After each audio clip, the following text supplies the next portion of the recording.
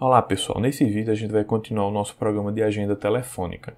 Até o momento a gente implementou as funcionalidades de adicionar, listar e por fim a de salvar em um arquivo de texto. A gente está salvando em um arquivo de texto, entretanto quando a gente executa o nosso programa a gente não consegue carregar aqueles contatos que foram salvos. Vamos visualizar isso agora. Executo o programa, vou tentar listar. Entretanto, ele ainda informa que não tem nenhum contato cadastrado no nosso sistema. Isso não era para acontecer, uma vez que a gente tem aqui 2 contatos cadastrados. Esse problema está acontecendo porque a gente ainda não implementou a funcionalidade de ler o nosso arquivo, de carregar os nossos contatos. Então vamos fazer isso agora, criando a nossa função de carregar contatos.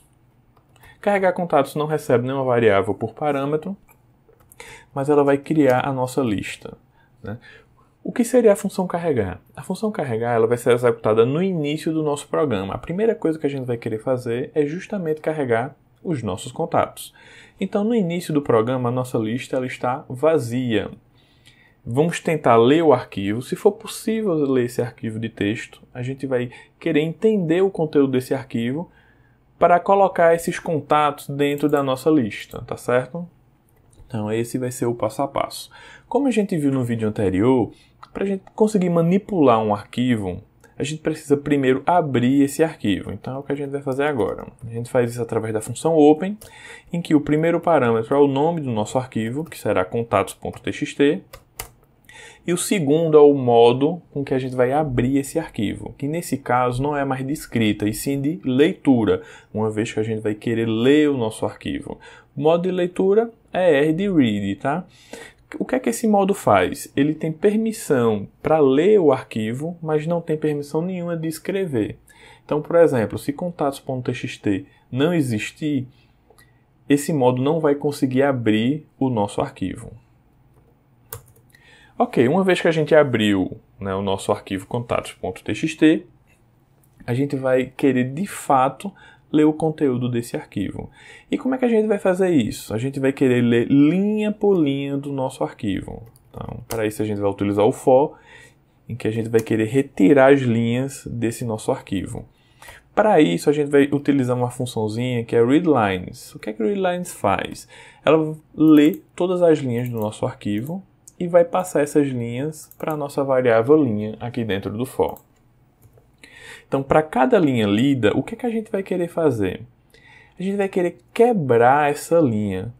Vamos voltar para o nosso arquivo. Lembra que a gente utilizou delimitadores para separar os campos do nosso contato. Então, primeiro vem o nome, depois vem o e-mail e depois o telefone. Esse foi o padrão que a gente criou. Claro que essa ordem ela não é obrigatória. Primeiro poderia ser o e-mail, depois o telefone e por fim o nome.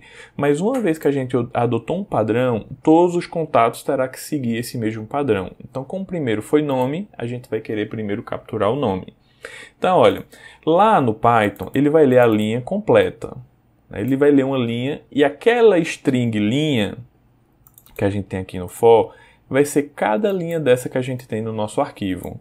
Quando a gente lê a linha, a gente vai querer quebrar essa string, ou seja, a gente vai querer identificar os delimitadores e separar. Tem uma função que faz isso para a gente, que é a função split. A função split, ela vai receber o delimitador por parâmetro, que no nosso caso é o jogo da velha, e vai retornar um vetor, uma lista com todos os dados quebrados. Eu vou chamar esse vetor de coluna, uma vez que a coluna de nome é a primeira, a coluna de e-mail é a segunda coluna e a coluna de telefone é a terceira coluna. Como isso vira um vetor, coluna agora vai ter índices. O índice 0 será nome, o índice 1 será o e-mail e o índice 2 será telefone. Então, a partir do momento que a gente conseguiu quebrar a nossa linha, eu vou querer criar o nosso contato. Vou até copiar aqui da função adicionar. A função adicionar já tem o nosso dicionário contato. E eu vou copiar aqui para a nossa funçãozinha de carregar os contatos. Só que ao invés de ler do teclado, a gente vai pegar esses contatos da nossa coluna. E-mail é a coluna 1. Observe que coluna 0 é nome, né, no padrão que a gente adotou para salvar no nosso arquivo. E a coluna 1 é que é e-mail. Então, por isso que a gente colocou coluna 1 aqui. A coluna de nome, como a gente acabou de ver, é a coluna 0. E a de telefone é a coluna 2. Então, dessa forma, para cada linha que a gente lê, a gente vai quebrar essa linha em colunas e vai montar o nosso contato. Uma vez que a gente montou o nosso contato, a gente vai adicionar esse contato na nossa lista de contatos. Então aqui é o caminho inverso de salvar. Salvar, a gente vai retirar os contatos da nossa lista para escrever no arquivo. Aqui a gente vai ler o nosso arquivo para salvar na lista de contatos. Após a gente ter lido todas as linhas e montado todos os contatos, né, lá na nossa lista, a gente vai fechar o nosso arquivo. A gente sempre fecha. Para trabalhar com arquivo, a primeira coisa que a gente faz é abrir o arquivo, depois manipula o arquivo e, por fim, a gente sempre fecha o nosso arquivo. Vamos ver se está funcionando.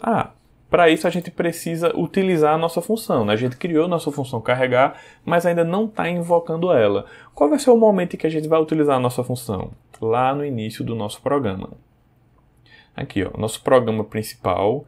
No iniciozinho dele, eu vou querer colocar aqui a nossa função carregar contatos. Vou até mudar aqui o comentário. Inicializando a lista de contatos. Então a gente vai carregar os contatos do arquivo e observe que aqui a forma que eu estou utilizando é que essa função ela vai retornar alguma informação para a nossa lista da função principal.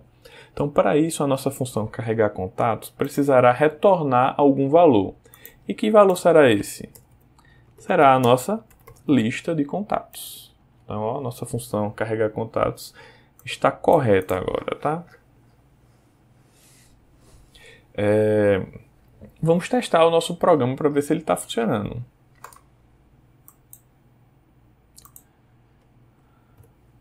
Olha, observe que agora, ao abrir o nosso programa, já temos 2 contatos, que é justamente aqueles contatos que estão no nosso arquivo de texto. Então, nossa função carregar contatos, ela está funcionando corretamente. Entretanto, eu disse no início do vídeo que a gente só consegue ler um arquivo se esse arquivo existir. Então, olha, vou renomear o nosso arquivo. Nosso arquivo não vai se chamar mais contatos. E a partir disso, a gente não vai conseguir mais carregar os nossos contatos. Veja que gerou um erro. File not found error. Por que gerou esse erro? Porque não foi possível, né, ler esse arquivo contatos.txt.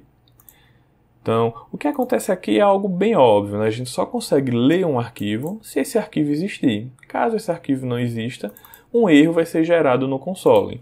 Mas veja que esse erro aqui é complicado, né?